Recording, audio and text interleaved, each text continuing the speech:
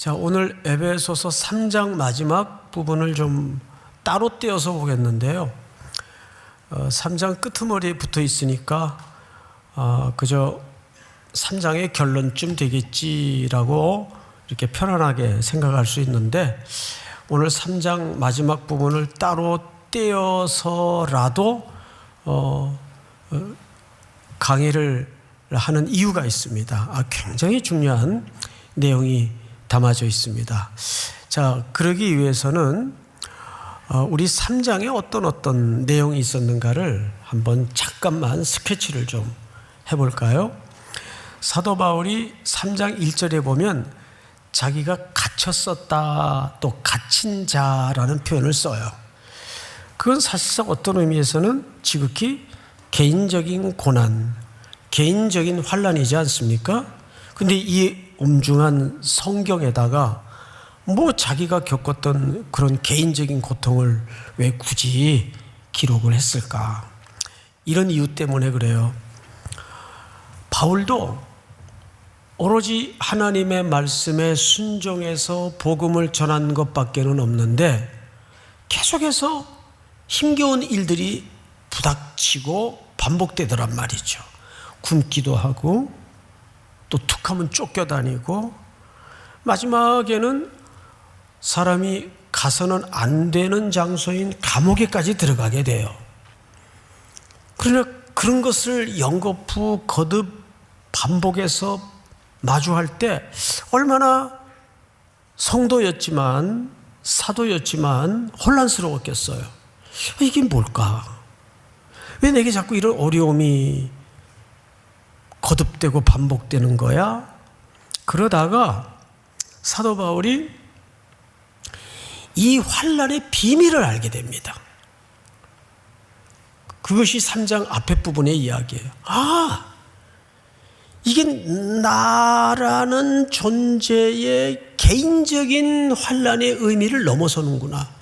놀랍게도 하나님이 계시의 비밀을 통해서 깨닫게 해주시는데, 하나님의 우주적인 경영에 자기의 고난과 환난이 한 부분 이유로 작용이 되고 있다는 걸 깨닫게 되었어요.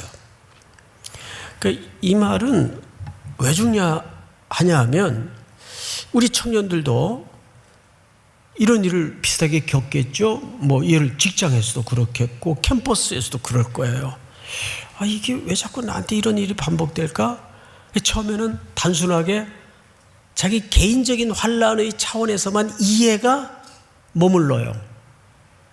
그리고 그게 뭔지 또 이유를 잘 모를 때가 대부분이에요. 그러다가 어느 날 하나님의 계시의 비밀을 열어주듯 깨달음을 통해서 이런 경제적인 핍절, 개인적인 환난이 하나님의 큰 우주적 계획 속에 어떤 작용과 이유로 설정이 돼 있었구나. 그걸 바울이 깨달은 거예요. 더 궁금하죠? 그게 뭔데? 그게 뭐길래? 알고 보니까 교회와 이방인들에게 복음이 전파되도록 하나님이 끊임없는 환난의 공고한 어려운 길로 자기를 내몰았다는 사실을 깨닫게 되었어요. 그래서 나에게 닥쳐진 환난이 단순히 개인적인 차원을 훨씬 뛰어넘어서 이방인과 교회를 향한 하나님의 영광이 드러나게 하는 도구로 이 개인의 환난이 활용되었구나를 깨닫게 된 거예요.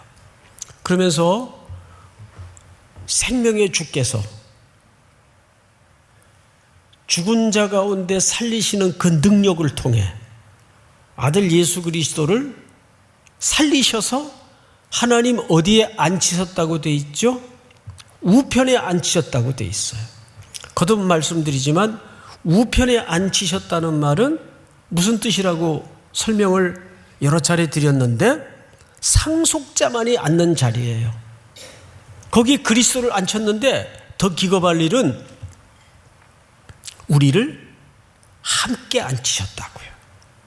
그 자리에, 그러니까 우리를 묶어서 그리스도와 함께 하늘의 유업을 잇고 그리스도와 왕노릇하며 그 상속자로서 우리를 거기에 앉히셨다는 이야기를 앞부분에 한 거예요.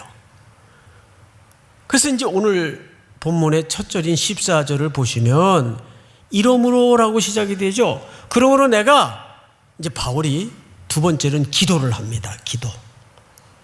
그래서 세 가지 기도를 하는데 오늘 이 세 가지 기도가 굉장히 중요해요.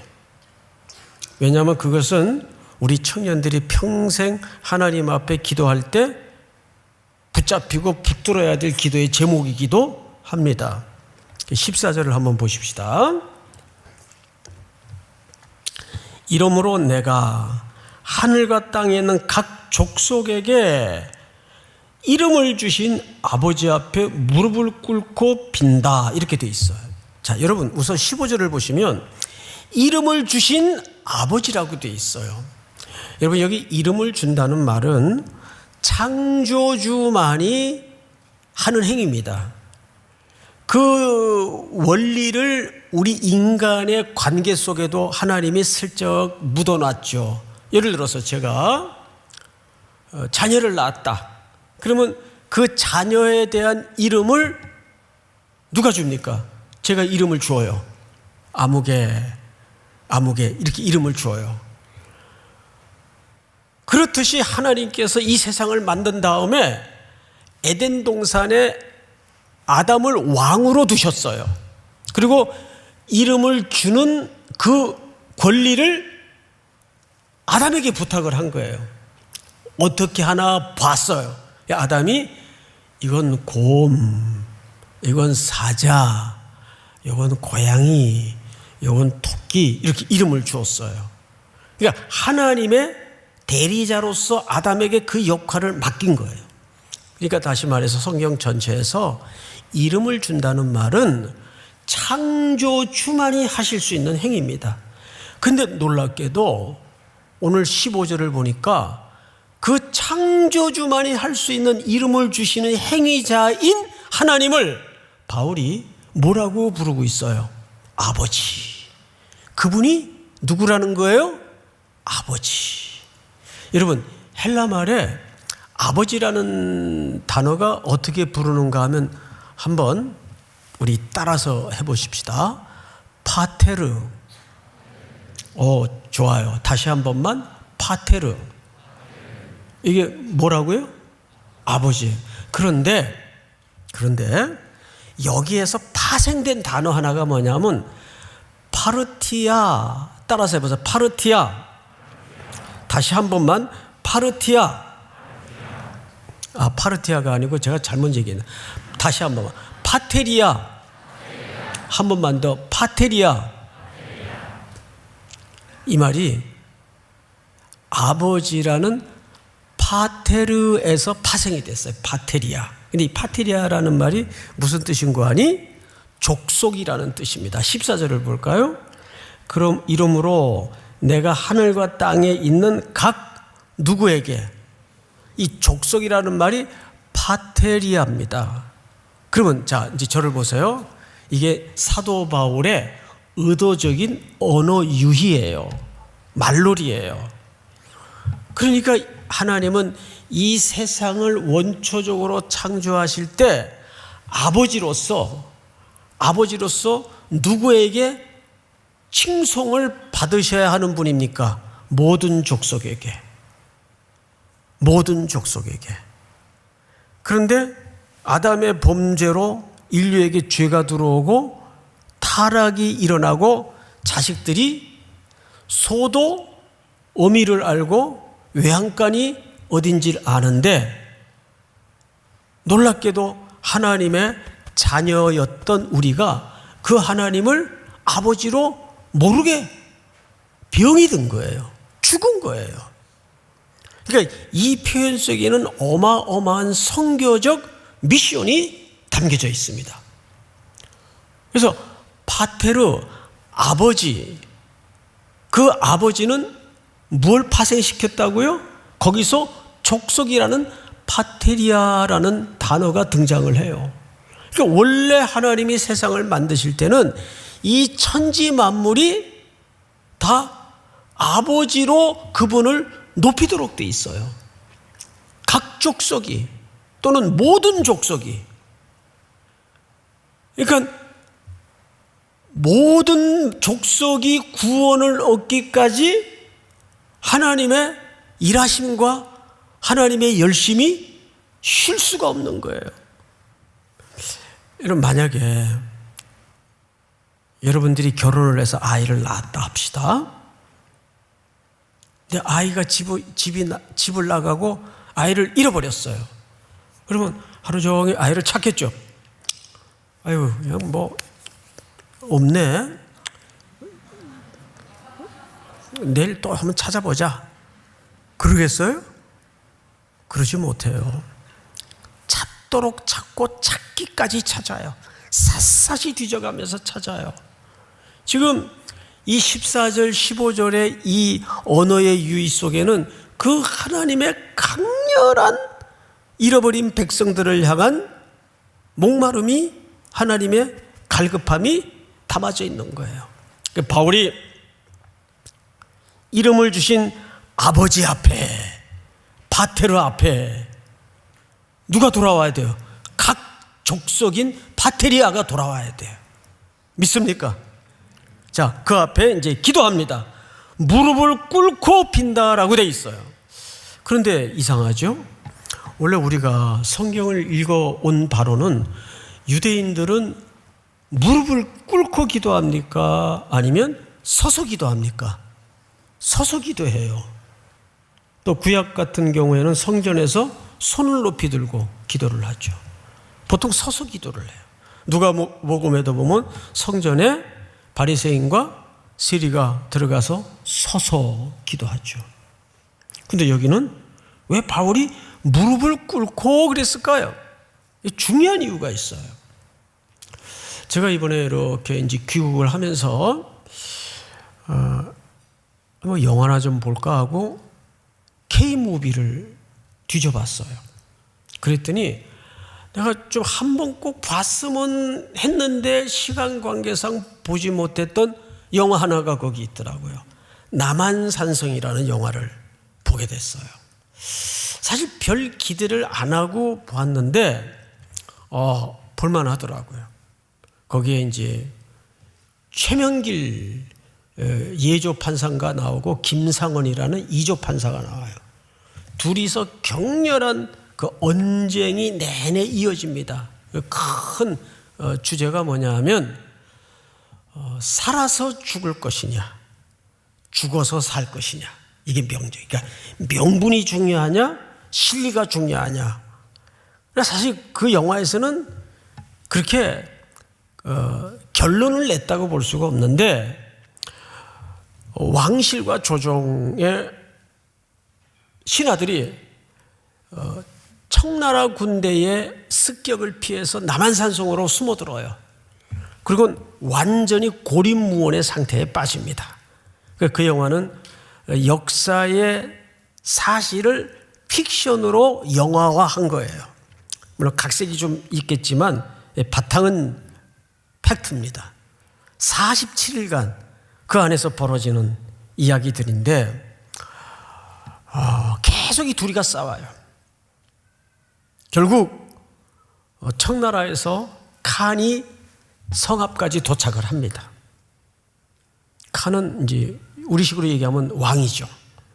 그리고 대국답게 그냥 조그만 성을 공격하지 않고 항복을 요구합니다. 그 항복을 할 것이냐 안 할 것이냐를 15일간 그 신하들이 어마어마한 논쟁을 벌이죠. 결국 항복할 것을 결정하고 말을 타고 왕이 터벅터벅 성 밖을 나가다가 여기서부터는 내리셔야 됩니다. 그러니까 성 밖에서부터는 걸어가야 돼요, 왕이. 그리고 칸 앞에 도착을 해서 3번 절을 합니다. 눈밭에 무릎을 꿇고 정말 슬퍼요. 가슴이 아리고 실제 있었던 역사니까 청나라 칸에게 인조 왕이 무릎을 꿇고 9배를 하고 3번 절을 하죠. 그 절하는 행위 자체가 무슨 뜻인지 아세요? 이제 당신은 나의 주인이 되시고 나는 주인께 모든 권리를 내려놓고 항복하고 복종하겠습니다 뜻이에요. 그러면 사도 바울이 이 본문에다가 왜 무릎을 꿇고 비노니라고 했을까요? 여기 아주 깊은 기도에 대한 새로운 이해가 일어나야 돼요. 보통 우리가 기도를 할 때는 어떤 필요, 어떤 원하는 거에 따라서 기도할 수 있어요. 그래서 그 원하는 거를 얻어내는 결과로만의 기도, 단선적인 이해를 가질 수가 있는데 사실 그건 기도의 한 면만을 본 겁니다. 진짜 기도는 하나님께 설득당하는 게 기도예요. 내가 이런 걸 원했지만 우리 그 모범의 사례를 겟세마네 동산에서 만날 수가 있죠. 너무도 다가온 죽음의 잔해 시간이 혹독히 힘들어서 온전한 인간의 몸을 입으셨던 예수님께서 겟세마네 동산의 마지막 밤을 아버지하고 깊이 치열하게 기도를 합니다. 예수님의 기도를 보면 이렇게 맺어지죠. 할 수만 있다면 아버지께서 이 잔을 내게서 지나가게 하시되 내 원대로 마옵시고 아버지의 뜻이 이루어지기를 원하나이다. 이게 진짜 기도예요. 기도라는 것은 내가 A를 구하지만 하나님 내가 정말 아닌 B를 주시더라도 복종하겠습니다.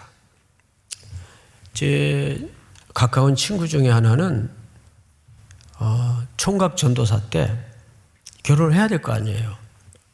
그때는 뭐 27만 되면 다 결혼 끝날 때니까 결혼을 해야 되는데 이렇게 기도를 했대요.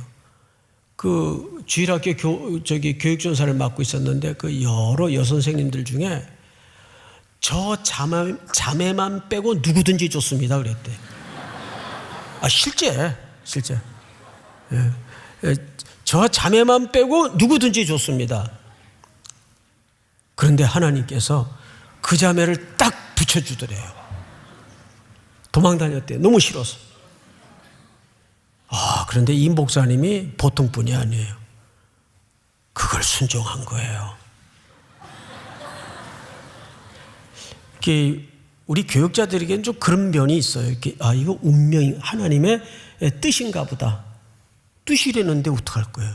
그래서 울며 겨자 먹기로 그 자매랑 결혼을 했어요. 그리고 40년 가까이 세월이 흘렀는데 모두가 그 사모님에 대해서 평판하기를 최고의 사모, 완벽한 사모라는 칭송을 아끼지 않아요. 사람은 그저 눈에 보기에 좋은 거, 화려한 거, 그럴듯하게 보이는 거, 이런 거 따지는데 하나님이 볼 때는 아니다. 그거 아니다. 그러니까 하나님의 시선은 우리보다 훨씬 정확하고 높아요. 믿으십니까? 네. 이건 실화입니다, 실화. 이거 어디라고 제가 말을 보태겠어요. 그래서 그 사모님을 뵐 때마다 은혜가 돼요. 네? 은혜가 돼요. 그리고 그 친구 목사님도 너무 훌륭해 보이고, 야, 너 참 대단하다. 그걸 어떻게 순종을 했냐. 그 뒤에 뭐 얘기가 많은데 제가 생략을 한 거예요. 그러니까 무릎을 꿇고 기도한다는 것은 제가 복종하겠습니다. 그 뜻이에요. 그래서 사도 바울이 3가지를 기도해요. 지금부터 3가지를 잘 기억하세요. 우선 무릎을 꿇고 기도한다는 것은 그런 뜻이라면 또 하나 여기에 중요한 이유가 있습니다. 내가 이제 무릎을 꿇고 기도하는 그 대상인 하나님께 모든 나의 미래 운명을 맡기고 의지하겠다는 항복선언이에요. 맞죠? 네. 모든 걸 맡기고 의지하겠다는 항복선언이란 말이에요. 그런데 요즘 이렇게 TV를 보다 보면 이렇게 무당 같은 것들이 많이 나오는지 모르겠어요. 아주 그 옷 색깔만 봐도 보기 싫어요. 그리고 타로점, 뭐 사주, 이런 게 요즘은 이 TV 영향 탓인지 몰라도 우리 젊은 친구들의 놀이 문화가 돼버렸어요. 여러분 다시 얘기합니다. 놀이로라도 하지 마세요. 흉내라도 내지 말라 그래서 악한 거는 그건 우상숭배예요. 제가 오래전에 일본에 선교사님 친구 선교사님 뵈러 출장을 갔었는데 그 친구 숙소에서 늦게까지 이야기를 하다가 제가 묵는 호텔까지 데려다 준다고 이제 걸어서 신주쿠 거리를 지나가고 있는데 12시가 다 됐어요. 인적도 드물어지고 밤도 깊었는데 건물을 이렇게 딱 하나 두고 그 늦은 밤에 여러분 같은 아주 젊은 청년들이 빌딩을 뺑 돌라 줄을 서 있어요. 야, 저게 뭐냐 그랬더니 그거 한번 따라가 보래요. 뭐가 있나. 그래서 제가 그 줄 따라서 끝을 갔더니 저처럼 이렇게 넥타이를 단정하게 맨 젊은 친구가 양쪽에 등불을 2개 이렇게 켜놓고 점을 쳐주고 있어요. 점을. 그 청년들의 미래에 대해서. 이런 게 얼마 있지 않아 우리나라로 지금 넘어온 거예요. 근데 대한민국은 참 희한한 게 뭐 하나 촉발이 되고 타문화권에서 생성된 문화가 동기 유발이 되면 그게 즉각적으로 수입이 돼서 그 원조보다 더 부흥을 시키는데 탁월한 민족이에요. 예? 원조보다 또 더 잘하고. 그건 누구 뭐 욕할 거 없어요. 왜 그런 걸 흉내를 내고 그런 걸 왜 받아들이세요? 하지 마세요, 그런 거. 절대 하지 말아야 돼요.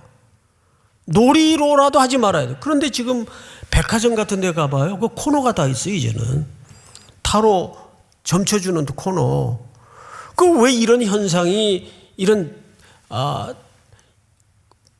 일본이 얼마나 최첨단 국가입니까? 얼마나 정밀한 국가입니까? 그런데도 왜 그런 게 성행하고 대한민국은 왜 그런 걸 자꾸 흉내내죠? 불안해서 그래요. 미래에 대해서. 뭐 손 없는 날, 뭐 길일, 예수 믿는 사람이 길일이 따로 어디 있어요? 매일 길일이지. 에?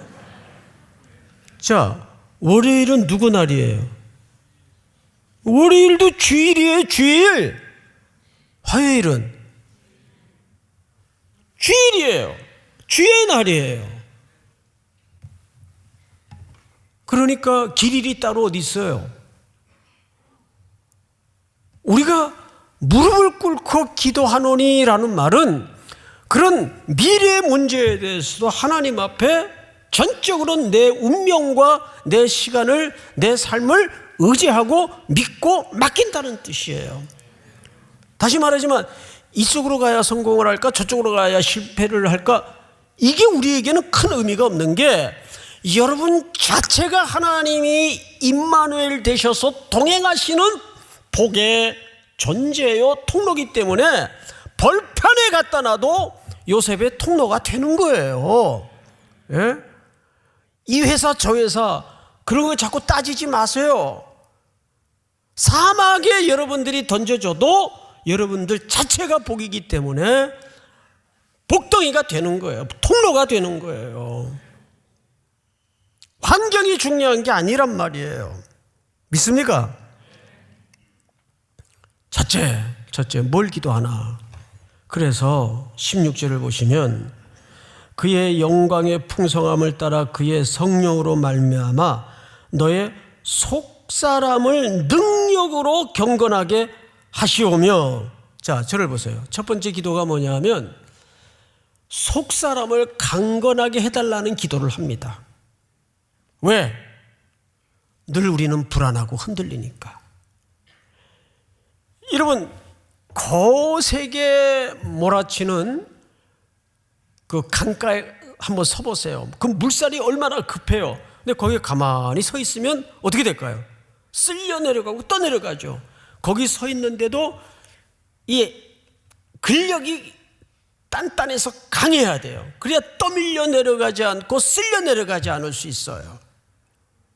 세상은 조금이라도 우리가 넉넉히 있으면 확 쓸어가려고 오만 미혹과 유혹으로 우리 청년들을 넘어뜨리려 하기 때문에.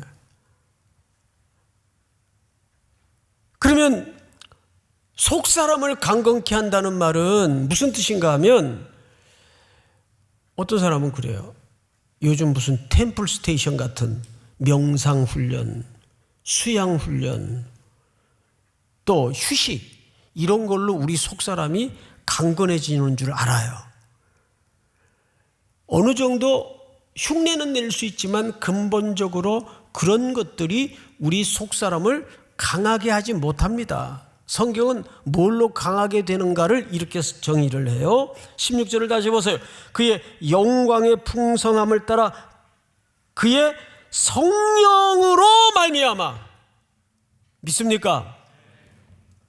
우리 속에는 이미 성령님이 내주하시기 때문에 그 성령으로 말미암아 죽은 자를 사망에서 일으키시고 부활하시게 하시는 하나님의 성령, 그 성령으로 말미암아 에스겔 골짜기의 마른 뼈다귀들이 서로 연결이 되고 힘줄을 얻어서 하나님의 군대로 일어나는 것도 성령님의 역사였어요. 인간은 개발을 하고 훈련을 하고 수양을 해서 나아지거나 고쳐지는 존재가 아니란 말이에요. 내 속에 성령님이 주장을 하시고 성령님의 역사가 일어나야 돼요. 끊어야지, 안 해야지, 안 돼요. 자기 의지 가지고 안 돼요. 오죽했으면 인간의 의지를 상한 거미줄 같다 그랬어요. 만물보다 거짓되고 부패한 것이 인간의 마음이에요. 그래서 우리 속에는 나아질 아무 건덕지가 없기 때문에 성령님이 내 마음속에 들어오셔서 내 안에 사는 것이 성령님이 이젠 사는 거예요. 그분께 믿음으로 맡기는 거예요. 믿습니까? 기독교는 인간을 고치거나 인간을 개발하는 종교가 아니에요. 새롭게, 그런즉 그리스도 안에 있으면 새로운 피조물이라. 이전 것은 지나갔으니 보라 새 것이 되었도다. 새롭게 창조를 하셨다고요. 믿습니까? 두 번째 기도 제목이 뭐냐면 17절 우리 다 같이 한번 읽겠습니다. 시작. 그리스도께서 너희 마음에 계시게 하시옵고 너희가 사랑 가운데서 뿌리가 박히고 터가 굳어져서 능히 모든 성도와 함께 지식에 넘치는 그리스도의 사랑을 알고. 자, 저를 보실까요? 바울이 두 번째 기도했던 제목이 뭐냐 하면 그리스도의 사랑을 알게 하옵소서. 이게 두 번째 기도 제목이에요. 자, 사랑이라는 것은 이런 A4 용지에다가 빼곡하게 love is, 사랑은 나누는 것이다, 사랑은 참는 것이다, 사랑은 기다리는 것이다, 사랑은 배려하는 것이다. 그리고 달달달달 밤새 외웠어. 그럼 사랑 끝? 다 된 거예요? 사랑이 말이나 학습이나 암송으로 완성이 되는 겁니까? 여러분, 사랑은 몇 가지 특징이 있어요. 사랑은 경험으로만 배우게 돼 있어요. 그래야 안 그래요, 여러분? 다시요. 사랑은 경험으로만 배우게 돼 있어요. 그림에 폭포를 봤어요. 이야, 되게 멋있겠다. 아, 여기 한번 가봤으면 좋겠다. 그래서 그 폭포 앞에 갔어요. 옆에 사람이 뭐라 그런지 소리가 안 들릴 정도로 그 물 쏟아지는 그 폭포 소리에 그 물줄기를 눈으로 직접 봐요. 2D로 보다가 4D로 본 거예요. 4D. 예? 이 느낌이 같을까요? 다를까요? 다르고 말고요. 근데 저 밑에 보니까 그 폭포 밑을 지나가게 하는 유람선이 하나 있어. 나야가라에 가면 그런 배들이 돌아다녀요. 배를 타고 우비를 뒤집어 쓰고 이제 그 폭포 밑으로 들어가와요. 그러면 4D로 보던 거하고 차원이 같을까요? 또 다를까요? 또 달라요. 완전히 달라요. 우리는 사랑하면 로마서 5장 8장의 말씀처럼 십자가의 내 죄를 대신해서 죽으신 그 사랑만 외우고 있어요. 그래서 우리의 하나님에 대한 사랑의 이해는 갈보리 언덕에만 머물러 있어요. 그런데 성경은 뭐라 그래요? 19절을 보시면 그 너비와 길이와 높이와 깊이가 어떠함을 깨달아 그랬어요. 깨달아. 이건 경험으로만 배울 수 있는 사랑의 진득한 속성입니다. 그런데 그럼 이걸 예를 들어서 여러분 저 40, 50대 남자분들이 여러분 아버지들이 제일 많이 보는 프로그램이 뭐예요? 나는 자연인이다. 에? 그 심산주곡에 아무도 없는데 강아지 몇 마리 데리고 소 키우고 닭 키우면서 거기서는 누가 시비를 걸지도 않고 상처받을 일도 없어요. 거기서 누구랑 사랑을 하며 누구랑 사랑을 배우겠어요? 그 개들하고 닭들하고. 그래서 성경을 잘 보세요. 뭐라고 성경이 써 있나? 여러분 18절을 잘 보세요. 능히 모든 성도와 함께 그랬어요. 자, 앞을 보실까요? 사랑은 교회라는 공동체 안에서 경험하고 배우는 겁니다. 다 고슴도치처럼 가까이 갈수록 서로를 찌르고 문제가 많은 사람들이 모였겠죠. 저서부터. 그런데 그 속에서 서로 배려하는 법을 훈련하고 절제를 배우고 하고 싶은 말을 참는 걸 배우고 어떤 형제가 공고한 환경에 처해 있으면 나눠줘야 되겠다라는 마음이 일어나고 그 나눔을 통해서 형제가 한번 크게 회복이 일어나고 그 형제는 그 은혜를 잊지 못해서 또 비슷한 처지의 형제들에게 내가 다음에 이런 일이 있는 형제들이 내 옆에 누군가 있으면 나도 그렇게 해줘야 되겠다. 우리 간사 형이 나한테 해준 것처럼. 그거 나는 자연인이다처럼 심산유곡에 혼자 들어가가지고 그런 걸 연습할 수 있어요? 없단 말이에요. 어디 안에서? 성도와 함께 그랬어요. 성도와 함께. 교회는 완전한 데가 아니에요. 상처도 받고 상처도 주고 문제가 많아요. 거기서 그리스도의 사랑을 훈련하고 연습하는 거예요. 믿습니까?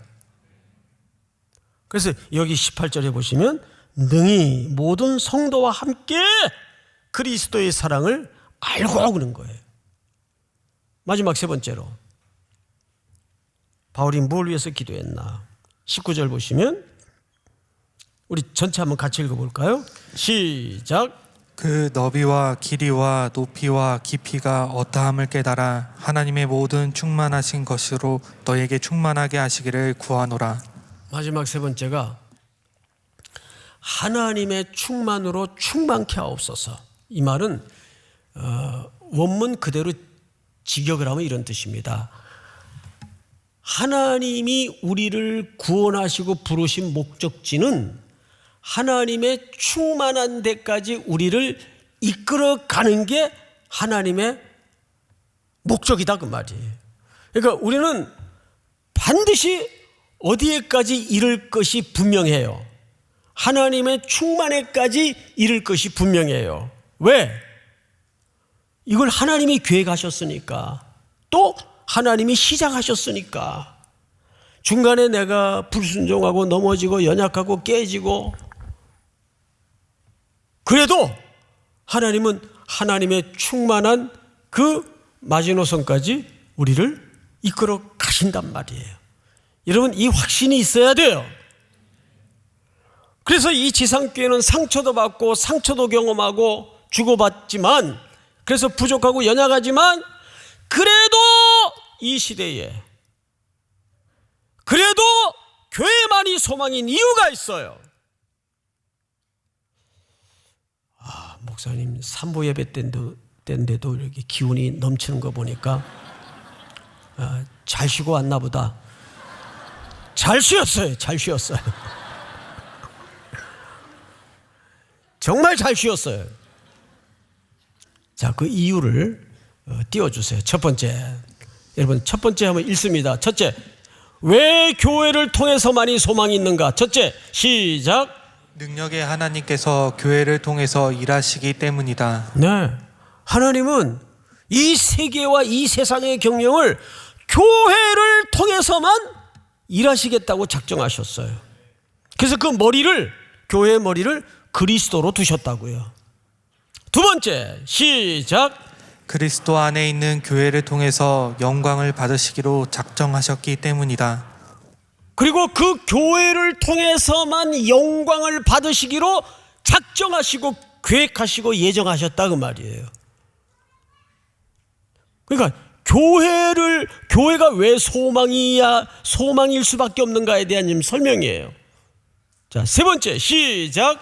교회의 능력은 우리에게 있지 않기 때문이다. 네, 교회의 능력은 너희 1년에 예산이 얼마야? 몇 명 나와? 뭐 유명한 사람 누구 있어? 의사들이 몇 명이야? 이런 게 교회의 능력이 아니라고요. 믿습니까? 교회의 능력은, 그래서 우리에게 인간의 어떤 조건의 교회의 능력이 있지 않아요.